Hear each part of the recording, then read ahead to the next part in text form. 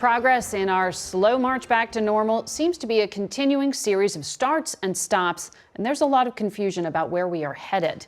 Most Sundays, we start the broadcast with a look at what's going on that you need to know, and today's no exception. But one thing that's different is our Mark Strassmann is actually here in person. Good morning to you. Good morning. Great to see you in person. So there were a lot of conflicting signals on the economy. What can you tell us? There's some fundamental disconnects going on with the economy, right? Between what it is we're all looking to buy versus what's available on store shelves. That's number one. Number two, if people have money in the bank, but they still feel financially vulnerable. And then there's this constant battle with sticker shock. Econ 101 in late 2021, when demand dwarfs supply and supply chains are bottlenecked, prices explode.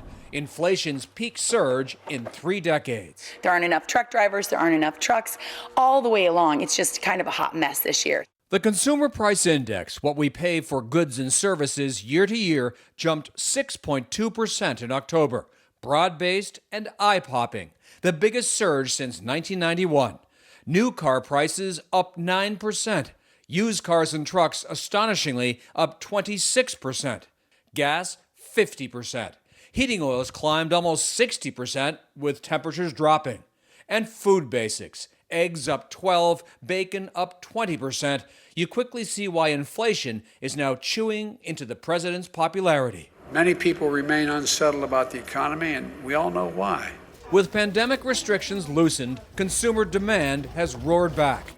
Millions of families with stockpiled savings want to spend. 2 pallets worth Arctic Animals by Magnetiles. Love it. And merchants want to sell.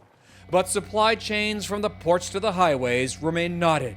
Among the worried, U.S. turkey farmers. It's less than 2 weeks before their Super Bowl. Everything in the last couple of years has been a little more challenging, even down to boxes. Help wanted, another sign fueling inflation.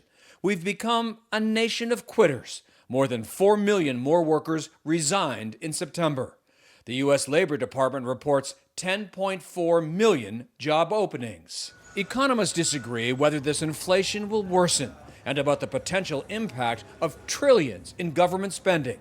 The infrastructure bill, the social spending bill, on top of all that pandemic relief. Inflation pressures the Fed, with rates now triple the average 2% gains it aims for annually. And with last month's Gallup poll, nearly 70% of Americans believe the economy's getting worse.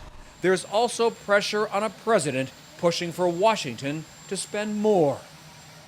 So again, the irony is with more money in the bank, millions of Americans are better off, but they don't feel it. And nor do they believe, Margaret, that anyone has a plan for getting inflation under control.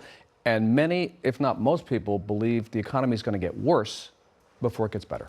All important consumer psychology. Mark Strassmann, thank you so much for being here.